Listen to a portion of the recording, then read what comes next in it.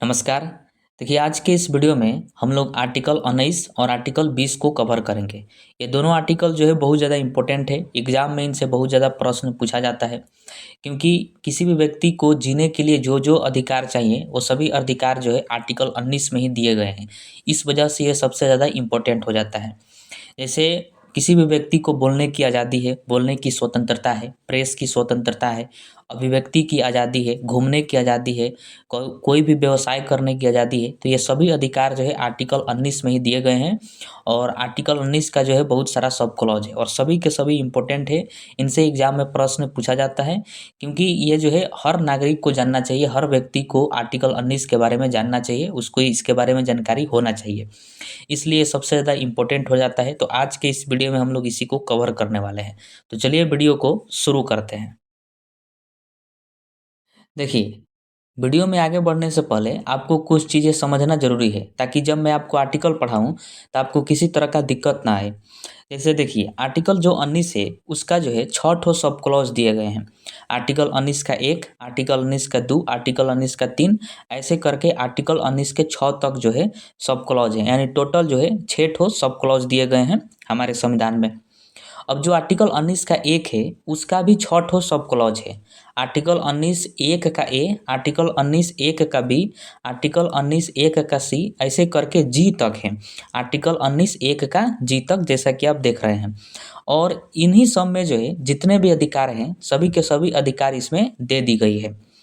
लेकिन जो बाकी के आर्टिकल हैं, जैसे आर्टिकल 19 का 2, आर्टिकल 19 का 3, आर्टिकल 19 का 4, इसमें जो है प्रतिबंध दिया गया है। मतलब जो अधिकार आर्टिकल 19 के 1 में दिया गया है, यानी ए बी सी डी में दिया गया है, उसका प्रतिबंध यानी उनको सीमित कर दिया गया है आर्टिकल 19 के 2, आर्टिकल 19 के 3, आर्टिकल 19 के 4, ऐसे करके इन आर्टिकलों में। अब देखिए, प्रतिबंध का मतलब क्या होता है कि सीमित कर देना। जैसे एक उदाहरण से समझते हैं। जैसे छोटे-छोटे बच्चे को कहा जाता है कि जाइए आप खेलिए, लेकिन झगड़ा मत करना। तो यहाँ पर देखिए, अधिकार भी दिया गया और प्रतिबंध भी लगाया गया। मतलब अधिकार उसको दिया गया कि जाओ आप खेलो, लेकिन झगड़ा नहीं करना है। तो वहाँ पर प्रतिबंध लगा दिया गया कि झगड़ा नहीं करना है, लेकिन आपको खेलने की अनुमति है। उसी प्रकार आर्टिकल 19 के 1 में बहुत सारे जो है सब क्लॉज हैं, A B C D E F G, ऐसे करके। इन सब में अधिकार तो दिया गया है, लेकिन आर्टिकल 19 के 2, 3, 4, 5, 6, इन सब में जो है प्रतिबंध भी लगा दिया गया है। यानी इस पर कुछ अधिकार को सीमित कर दिया गया है कि आप ऐसे नहीं कर सकते हैं। उसी को प्रतिबंध कहा जाता है। तो इसको समझना जो है आपको बहुत ज़रूरी है, ताकि आगे जब हम आपको बताएं तो उसमें आपको दिक्कत ना हो कि ये कहाँ से आ गया। उस वक्त जो है बच्चे सोचने लगते हैं। अब देखिए, जैसे आर्टिकल 19 का 1 का ए है, इसमें जो अधिकार दिया गया है उसका प्रतिबंध लगाया गया है 19 के 2 में, आर्टिकल 19 के 2 में, जैसा कि देख रहे हैं। उसी प्रकार आर्टिकल 19 के 1 के बी में जो अधिकार दिया गया है उसमें प्रतिबंध लगाया गया है आर्टिकल 19 के 3 में। और आर्टिकल 19 के 1 के सी में जो अधिकार है उसका प्रतिबंध है आर्टिकल 19 के 4 में। और आर्टिकल 19 के 1 के डी में जो अधिकार दिया गया है उसका प्रतिबंध लगाया गया है आर्टिकल 19 के 5 में। और आर्टिकल 19 के 1 के ई में जो अधिकार दिया गया है उसका प्रतिबंध है आर्टिकल 19 के 6 में। और आर्टिकल 19 का 1 का जो एफ है इसको ख़त्म कर दिया गया है, आगे हम जानेंगे। और आर्टिकल 19 1 का जो जी है इसका भी प्रतिबंध दिया गया है आर्टिकल 19 के 6 में। यानी आर्टिकल 19 के 6 में दो अधिकारों का प्रतिबंध है, आर्टिकल 19 का 1 का ई का और आर्टिकल 19 के 1 का जी का, दोनों का प्रतिबंध आर्टिकल 19 के 6 में ही दिया गया है। तो इस तरह से हम लोग जो है विस्तार से उसको समझेंगे। अब आपको जो है उसमें किसी तरह का दिक्कत नहीं आएगा। आइए हम आर्टिकल को समझते हैं। तो अब आइए हम आर्टिकल को समझते हैं। तो सबसे पहले हम आर्टिकल 19 1 का ए को देखते हैं। देखिए, इसमें जो है भाषण और अभिव्यक्ति की स्वतंत्रता है। मतलब आप जो है भाषण दे सकते हैं। और अभिव्यक्ति की स्वतंत्रता का मतलब है कि अपने आप को व्यक्त करने की स्वतंत्रता है। इसके तहत जैसे कि विचार व्यक्त करने की स्वतंत्रता है, आप जो है विचार व्यक्त कर सकते हैं, किसी दूसरे को आप अपना विचार दे सकते हैं, ये आपको स्वतंत्रता मिली हुई है। उसके बाद प्रेस की स्वतंत्रता है। मतलब टीवी सीरियल जो हो गया, न्यूज़ चैनल, इन सब की भी क्या है, स्वतंत्रता है।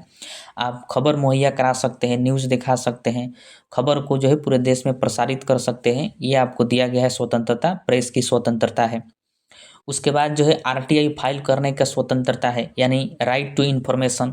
अब देखिए आरटीआई फाइल करने का मतलब क्या होता है कि जो भी व्यक्ति सरकारी पद पर है तो उससे जो है आप हिसाब मांग सकते हैं। भारत की जो जनता है, भारत की जो नागरिक है, वह जो सरकारी पद पर व्यक्ति हैं, जैसे प्रधानमंत्री ही क्यों ना हो गए, राष्ट्रपति हो गए, या फिर कोई भी सरकारी पद पर है, उनसे जो है आरटीआई फाइल करके उनके कार्यकाल के बारे में जानकारी लिया जा सकता है कि आपने साल भर में क्या किया है, 2 साल में क्या किया है, तो आपको जानकारी देंगे। उसी को आरटीआई फाइल करना कहा जाता है। तो ये भी हमें स्वतंत्रताएं मिली हुई है। उसके बाद है विज्ञापन करने का अधिकार, मतलब प्रचार प्रसार करने का अधिकार। आप जो है खुलकर किसी भी चीज़ का प्रचार कर सकते हैं, प्रसार कर सकते हैं, ये आपको अधिकार है। उसके बाद इंटरनेट तक पहुंच का अधिकार, मतलब आप इंटरनेट चला सकते हैं, जैसे कि हम और आप चला रहे हैं, ये भी क्या है, हमारा अधिकार है। फ़ोटो वीडियो डालने का अधिकार, जैसे फेसबुक पर फ़ोटो पोस्ट किया जाता है, यूट्यूब पर वीडियो पोस्ट किया जाता है, तो ये भी हमारा क्या है, अधिकार है। इसकी चर्चा किस में की गई है, आर्टिकल 19(1) के ए में। उसके बाद है राष्ट्रीय ध्वज फहराने का अधिकार, हम अपना झंडा फहरा सकते हैं, देश का झंडा जो है। उसके बाद है जवाब देने का अधिकार, हम किसी को जवाब दे सकते हैं, सरकारी तौर पर भी जवाब दे सकते हैं। अगर किसी किसी सवाल का जवाब मांगा गया है तो हम आसानी से उसका जवाब दे सकते हैं, ये भी हमारा अधिकार है। विरोध प्रदर्शन करने का अधिकार, पुतला फूँकने का अधिकार, ये सब भी अधिकार है। अगर सरकार के तरफ से कोई गलत कार्य किया जा रहा है, गलत कोई विचार है, तो उसका आप विरोध प्रदर्शन ज़ोर-शोर से कर सकते हैं। पुतला फूँक सकते हैं, सरकार की जो है किसी सरकार में पदस्थापित किसी भी व्यक्ति का आप पुतला फूँक सकते हैं। ये आपको जो है अधिकार दिया गया है आर्टिकल 19(1) के ए में, ठीक है? वही देखिए आर्टिकल 19 का जो 2 है, इसमें जो है प्रतिबंध की बात किया गया है। मतलब आर्टिकल 19(1) के ए में जितने भी स्वतंत्रताएँ दी गई है, उन सबको आप सही ढंग से करिए, सही तरह से उसका उपयोग करिए। वही प्रतिबंध जो है आर्टिकल 19 के 2 में दिया गया है। जैसे कि आपको जो है विचार व्यक्त करने की स्वतंत्रता है। तो ऐसा नहीं है कि आप किसी को गलत विचार दे दें, गलत सलाह किसी को दे दें, तो ये जो है कानूनन अपराध है। अब आप कहिएगा कि हमें विचार व्यक्त करने की स्वतंत्रता है, तो हम विचार व्यक्त कर सकते हैं, सलाह दे सकते हैं। तो ऐसा नहीं है कि आप किसी को गलत सलाह दे दें। क्योंकि देखिएगा कि अगर कोई कांड करता है, तो वो तो जेल जेबे करता है, लेकिन उसको जो उकसाया है, उसको जो सिखाया है, उसके साथ जो जो भी है, वो भी जो है जेल जाता है। क्यों? क्योंकि विचार व्यक्त करने की स्वतंत्रता है, तो आप किसी को गलत विचार नहीं दे सकते हैं, ये कहा गया है। वही आर्टिकल 19 के 2 में प्रतिबंध दिया गया है, जितने भी स्वतंत्रताएँ हैं, उन सभी का। उसके बाद जो है आपको प्रेस की स्वतंत्रता है, न्यूज़ दिखाने की स्वतंत्रता है। तो ऐसा नहीं है कि आप गलत न्यूज़ दिखाने लगें, गलत खबरें जो है फैलाने लगें।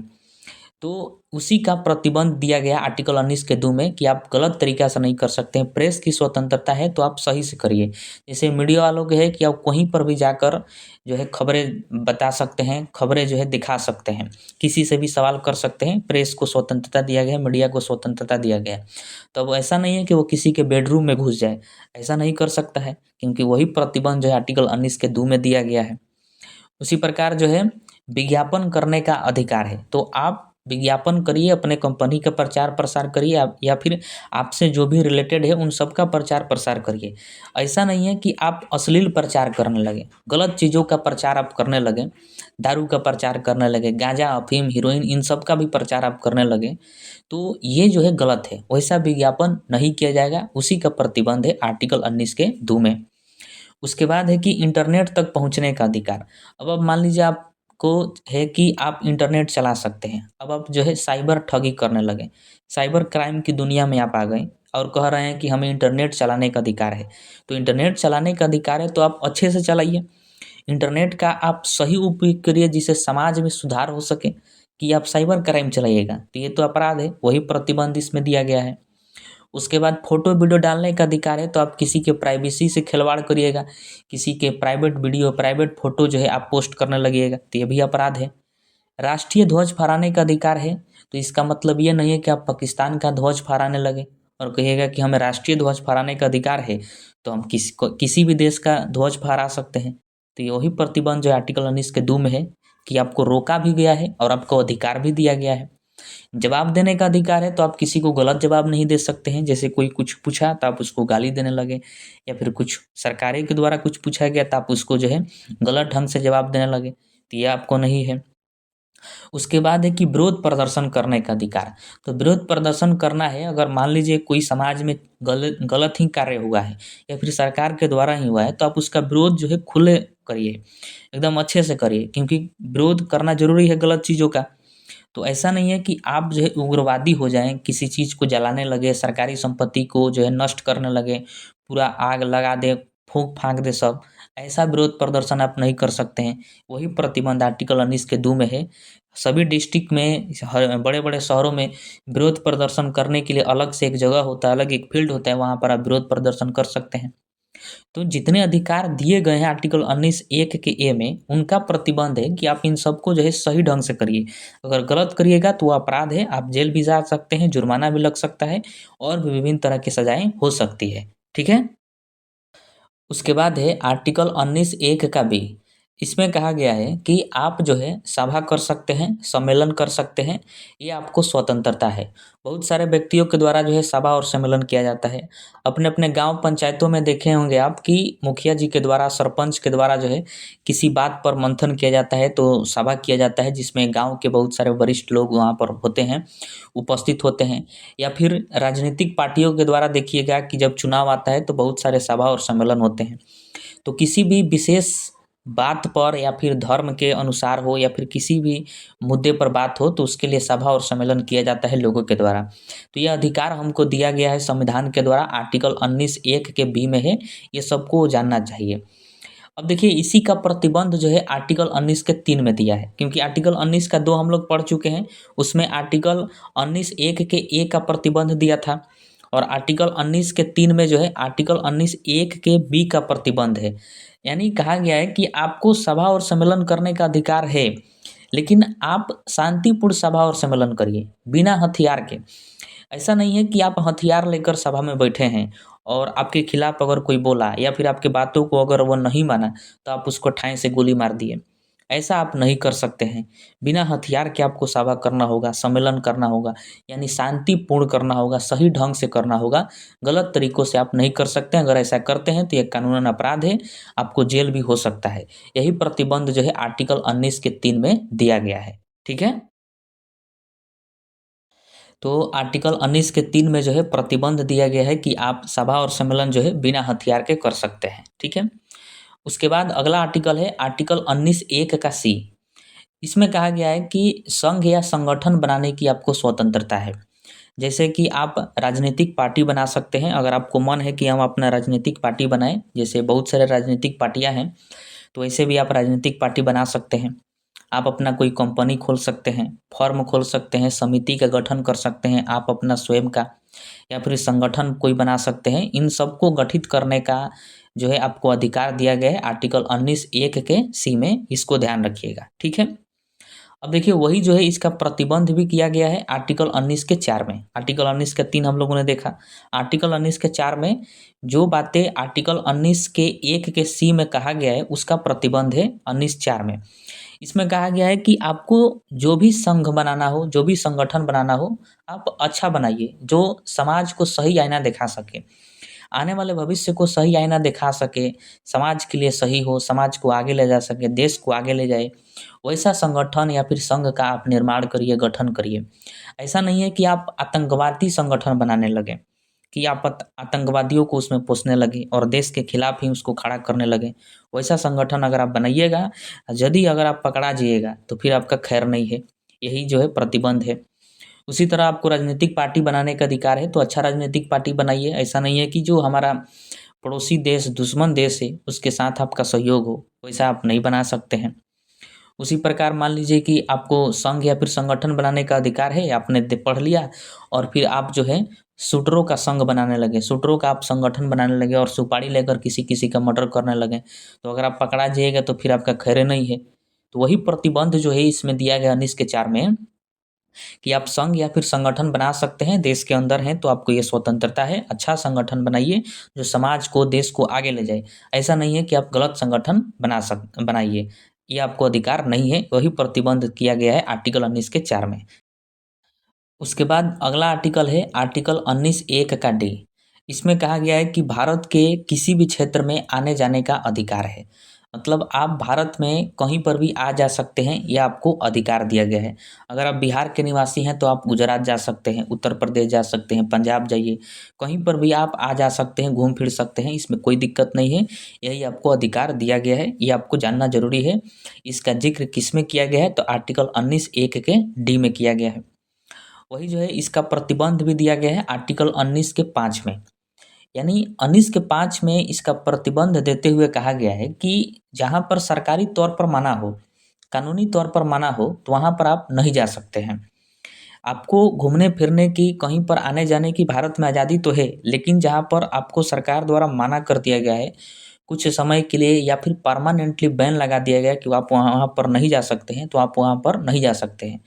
जैसे कि कोई एचआईवी संक्रमित व्यक्ति है, मतलब किसी व्यक्ति को एड्स हुआ है, तो उसके पास जो है जाने से प्रतिबंध लगाया गया है कि आप उसके पास जाइएगा तो आप ही के जान को खतरा है। क्योंकि एचआईवी जो है ऐसा है कि साँस के माध्यम से भी दूसरे व्यक्ति में फैल जाएगा, ब्लड के माध्यम से भी फैल जाता है, छींक के माध्यम से भी फैल जाता है। तो आप उसके पास नहीं जा सकते हैं, क्योंकि आपको खतरा हो जाएगा उससे, आपको खतरा है। तो फिर भी आप कहिएगा कि हमें कहीं पर भी आने-जाने की स्वतंत्रता है, हम जा सकते हैं, तो फिर आपको वहाँ पर दंडित किया जा सकता है, क्योंकि वहाँ पर रोक लगाया गया है तो आप नहीं जा सकते हैं। उसी प्रकार कोरोना काल में हम लोगों ने देखा कि जब लॉकडाउन लगा था, तो सभी को जो है घर में रहने के लिए निर्देश दिया गया था, क्योंकि स्वयं का जान का खतरा था कि अगर आप कहीं पर घूमिए-फिरिएगा तो आप ही के जान का खतरा है, उससे बहुत सारे लोगों की जान जा सकती है। तो सरकारी तौर पर मना किया गया था, लॉकडाउन लगाया गया था, तो वहाँ पर आप ये नहीं कह सकते थे कि हमें आर्टिकल 19 के 1 के डी में कहा गया है कि हम कहीं भी जा सकते हैं, तो हमें क्यों रोका जाए? कुछ समय के लिए जो है आपके इस अधिकार को छीना जा सकता है, अगर समाज के भलाई को सोचते हुए, आपके जान के खतरा को देखते हुए इस अधिकार को छीना जा सकता है। यही प्रतिबंध है आर्टिकल 19 के 5 में दिया गया है। जैसे मान लीजिए कि कोई ऐसी जनजाति है जो कि विलुप्त होने के कगार पर है, मतलब वहाँ पर सामाजिक आवागमन ज़्यादा हो गया है, बाहरी लोगों का आवागमन ज़्यादा होने के कारण वो जनजाति जो है अब धीरे-धीरे अपनी संस्कृति खो रही है, धीरे-धीरे वो विलुप्त हो रही है। तो फिर सरकार के नज़र में जब वो आएगा, तो वहाँ पर जो है आम पब्लिक के लिए उसको बैन कर दिया जाएगा कि यहाँ पर जो है सामान्य लोग नहीं आ सकते हैं, दूसरे कोई भी व्यक्ति नहीं आ सकता है, केवल यही जनजाति यहाँ पर रहेंगे। तो आप वहाँ पर ये नहीं कह सकते हैं कि हमें घूमने की स्वतंत्रता है, हम कहीं भी आ जा सकते हैं, तो हम यहाँ पर जाएँगे। तो फिर आपको दंडित किया जा सकता है, क्योंकि वहाँ पर सरकारी तौर पर बैन लगाया गया है, रोक दिया गया है, अनुमति नहीं है आने-जाने की, तो आप नहीं जा सकते हैं। ठीक है? वैसा ही मान लीजिए कहीं पर जो है बहुत बड़ा विद्रोह हुआ, बहुत बड़ा वहाँ पर उपद्रव हुआ, आगजनी बहुत सारी घटनाएँ हुई, तो वहाँ पर जो है 144 धारा लागू हो गया है। और फिर आप वहाँ पर जा रहे हैं तो फिर आपको पकड़ के बहुत बढ़िया से कूटा भी जाएगा, उसके बाद जेल भी डाला जाएगा। क्योंकि अब आप वहाँ पर कहिएगा कि हमें आर्टिकल 19 के 1 के डी में कहा गया है कि हम कहीं भी आ जा सकते हैं, तो वहाँ पर सरकारी तौर पर मना है, तो आप वहाँ पर नहीं जा सकते हैं। यही प्रतिबंध आर्टिकल 19(5) में कहा गया है, तो इसको ध्यान रखिएगा। उसके बाद है आर्टिकल 19(1) का ई। इसमें कहा गया है कि देश में कहीं भी रहने और बसने का अधिकार है। मतलब देश के अंदर जो है 28 राज्य हैं, तो 28 राज्य में से आप किसी भी राज्य में रह सकते हैं, परमानेंटली उस राज्य में बस सकते हैं, ये आपको अधिकार दिया गया है। वही आर्टिकल 19 के 6 में इसका प्रतिबंध भी दिया गया है कि जहाँ पर आपको कानूनी तौर पर मना हो, सरकारी तौर पर आपको मनाही किया गया है कि आप यहाँ पर ना रह सकते हैं, कोई ऐसा क्षेत्र है जहाँ पर ना आप बस सकते हैं, तो फिर आप वहाँ पर जो है इन आर्टिकलों का, इन अधिकारों का प्रयोग नहीं कर सकते हैं, इस्तेमाल नहीं कर सकते हैं। जैसे जो है आपको रहने और बसने का अधिकार दिया गया है, तो आप ऐसा नहीं है कि किसी हाईवे पर आप अपना घर बना लें, वहीं पर रहने लगें, या फिर आप किसी, जैसे भारत-पाकिस्तान का बॉर्डर है, उस बॉर्डर पर जो है अपना मकान बना के रहने लगे और कहें कि हमें अधिकार है, कहीं पर भी हम बस सकते हैं, कहीं पर भी हम रह सकते हैं, या फिर किसी दूसरे के ज़मीन में जाके बसने लगे। तो ये तो आपका अधिकार नहीं है। कहीं पर भी रहने का मतलब जो है अच्छे तरीक़ा से रहिए, जो समाज के लिए अच्छा हो, आपके लिए अच्छा हो, किसी दूसरे के लिए खतरा ना हो। तो आप बॉर्डर पर घर बनाइएगा या फिर सड़क पर बनाइएगा, तो ये जो है गड़बड़ है। तो वही क्या है, प्रतिबंध दिया गया आर्टिकल 19 के 6 में। या फिर भारत में देखिएगा कि कुछ ऐसे भी जनजाति हैं, जहाँ पर बसने की स्वतंत्रता नहीं है, वहाँ पर जाने की स्वतंत्रता नहीं है, क्योंकि उससे क्या होता है कि जो जनजाति हैं, उनके रीति-रिवाज, संस्कृति, इन सबको खतरा होता है। क्योंकि भारत के लोगों का एक मेंटालिटी है कि जब भी कहीं पर जाएँगे तो वहाँ पर अपना संस्कृति और रीति-रिवाज थोपने का प्रयास करेंगे। इस वजह से जनजाति क्षेत्र जो है उनको नुकसान होता है, उनके संस्कृति रीति रिवाज जो है उसकी हानि होती है। इस वजह से कुछ ऐसे जनजाति क्षेत्र है जहाँ पर परमानेंटली बैन लगा दिया गया है सरकार के द्वारा कि वहाँ पर कोई भी व्यक्ति ना जा सकता है ना आ सकता है, मतलब कोई भी वहाँ पर बसने वसने का प्रयास नहीं करेगा। तो वहाँ पर आप नहीं जा सकते हैं कि हमको अधिकार है, हम यहाँ पर बस सकते हैं, तो फिर आपको दंडित किया जाएगा, जेल भी आप जा सकते हैं। यही बात जो है आर्टिकल 19 के 6 में कहा गया है, ठीक है। तो आर्टिकल 19(1) का ई आप ध्यान रखिएगा, इसमें कहीं पर भी बसने और रहने की स्वतंत्रता है। अगला आर्टिकल है आर्टिकल 19(1) का एफ। अब इसको जो है मूल अधिकार से हटा दिया गया है, अब इसको कानूनी अधिकार बना दिया गया है। इसमें था संपत्ति के अधिग्रहण का अधिकार, जो सरकार लोगों की संपत्ति अधिग्रहण करती है, वह अधिकार जो है पहले मूल अधिकार था, लेकिन अब जो है ये कानूनी अधिकार है और बहुत ज़्यादा इम्पोर्टेंट आर्टिकल है, इसको ध्यान रखिएगा।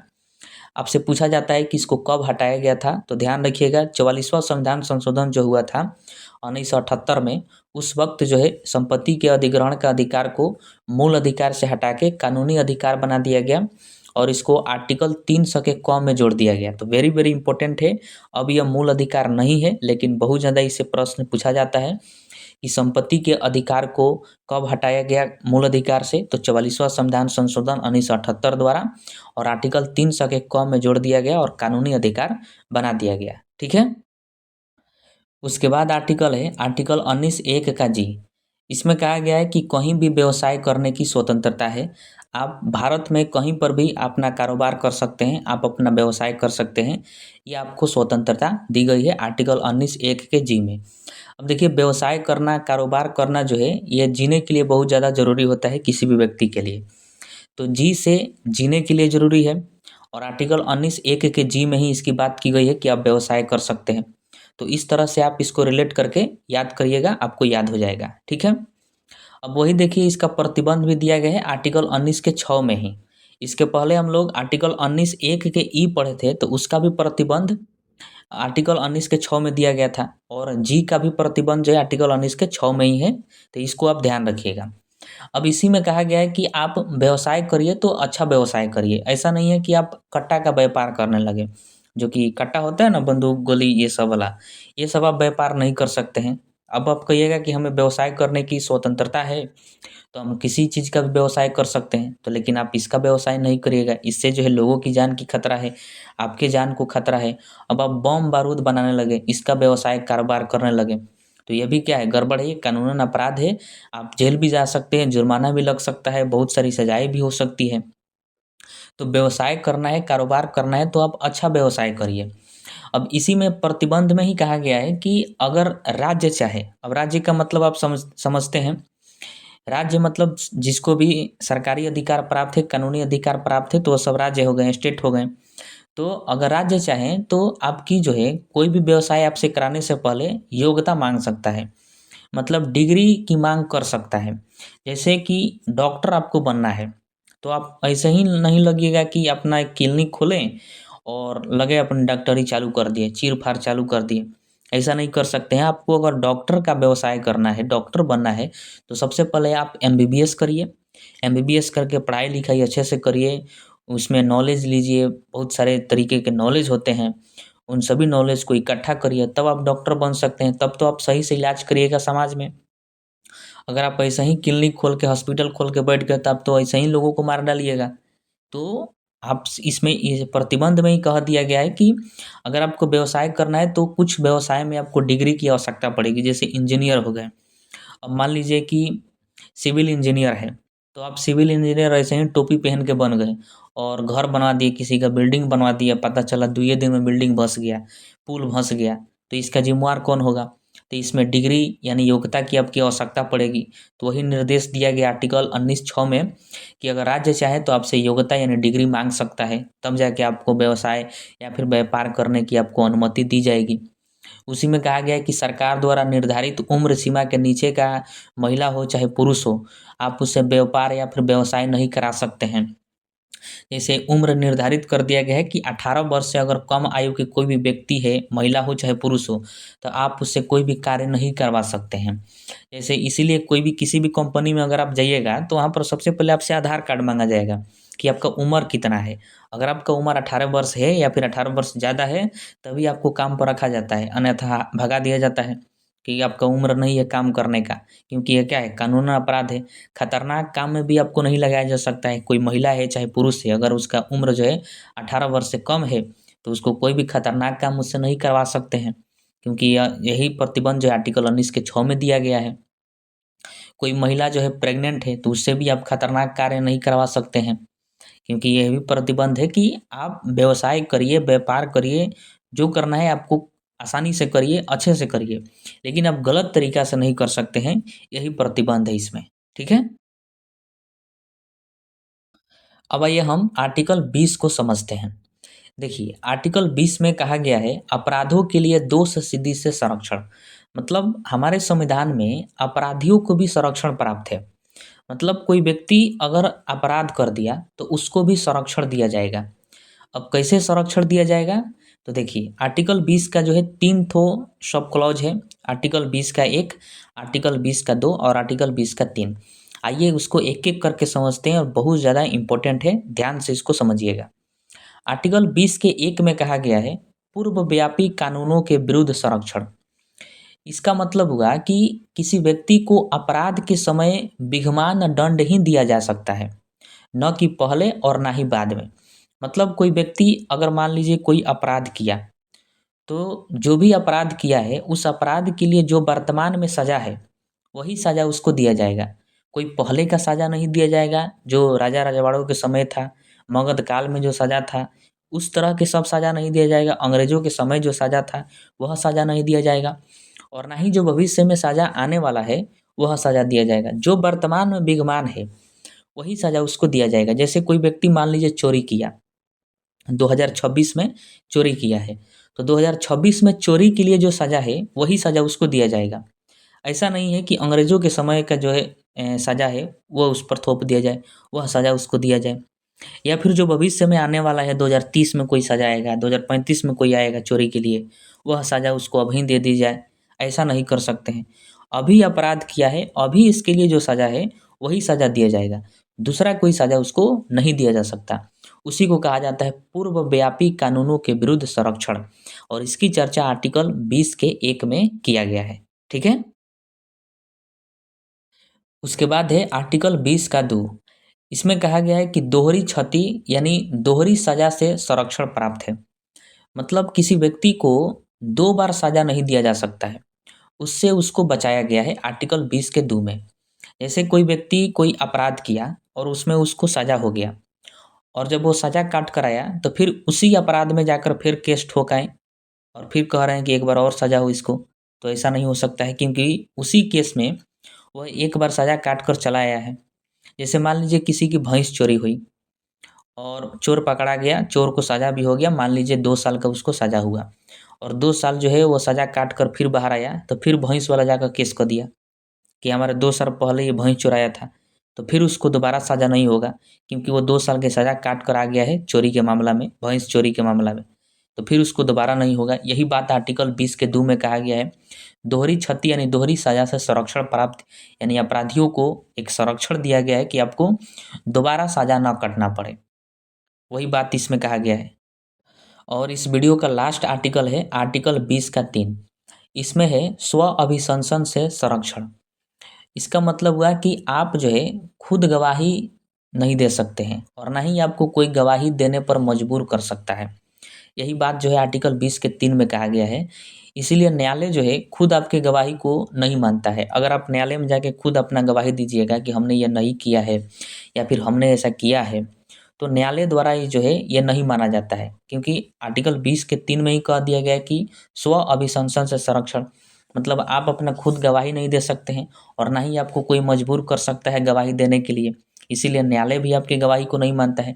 कोई भी अपराध में अगर आप पकड़ाए हैं, या फिर आप मान लीजिए अपराध नहीं किए, आपको गलत तरीका से फँसा दिया गया है, तो फिर आपको जो है गवाह खोजना पड़ता है। किसी भी मामले में आपको गवाह चाहिए, वह जाके गवाही देगा, तब जाके न्यायालय उसको मानता है। आपके गवाही को नहीं मानता है, क्योंकि इसका जो है सही इस्तेमाल भी किया जा सकता है और गलत इस्तेमाल भी किया जा सकता है। गलत इस्तेमाल कैसे होगा? जैसे फ़िल्मों में देखे होंगे कि जो पुलिस होते हैं वो नॉर्मल आदमी को भी पकड़ कर कस्टडी में लेके बड़ा मार मारते हैं उनको, और उनसे कहते हैं कि तुम कबूल कर लो कि हमने ये किया है, और वह पिटाई के चलते, मार के चलते जो है कबूल कर लेते हैं। तो पुलिस जो है इसका गलत फ़ायदा उठा सकती है, किसी भी व्यक्ति को पकड़ के उसको जो है ज़ोर ज़बरदस्ती करके उससे गवाही उगलवा सकती है, उससे सकरवा सकती है कि तुम ही किया है, न्यायालय में ये कह देना। तो इसका गलत फ़ायदा उठा सकती है और मेन अपराधी जो है वो बच जाएगा। इसीलिए आर्टिकल 20 के 3 में कह दिया गया है कि आप खुद अपना गवाही नहीं दे सकते हैं, तो उससे पुलिस को लगेगा कि कोई फ़ायदा नहीं है इससे, क्योंकि न्यायालय जो है खुद गवाही मनबे नहीं करता है, आपको गवाह लाना पड़ेगा। अब इसी आर्टिकल के चलते जो है भारत में पॉलीग्राफ एक होता है, जो कि टेस्ट किया जाता है अपराधियों पर गवाही जानने के लिए, सच जानने के लिए, तो उसको बैन किया गया है भारत में, वो वैध नहीं है। उसी प्रकार एक ब्रेन मैपिंग होता है, जो कि ब्रेन में क्या चल रहा है अपराधियों के, उसकी जाँच की जाती है और उससे पता लगाया जाता है कि वास्तव में ये अपराध किया है या फिर अपराध के समय ये था कि नहीं था। तो ये भी क्या हुआ कि खुद गवाही हुआ, क्योंकि अपराधियों के ब्रेन को जाँचा जा रहा है, तो इसीलिए भारत में ये भी बैन है। नारकोटिक्स होता है, वो भी भारत में बैन है, यानी पॉलीग्राफ, ब्रेन मैपिंग और नारकोटिक्स, ये तीनों जो है भारत में बैन है, क्योंकि ये खुद गवाही को सबूत देते हैं। मतलब खुद गवाही ये देते हैं, इस वजह से इन तीनों को बैन किया गया है, क्योंकि हमारा संविधान ही कहता है कि आप स्व अभिशंसन से संरक्षण है आपको, यानी आप अपना खुद गवाही नहीं दे सकते हैं और ना ही आपको कोई मजबूर कर सकता है गवाही देने के लिए। न्यायालय भी आपकी खुद गवाही को नहीं मानता है, आपको दूसरा कोई गवाह लाना पड़ेगा, तब जाके न्यायालय उसको मानेगा। ठीक है? अब आइए हम इम्पोर्टेंट क्वेश्चन आंसर को देखते हैं।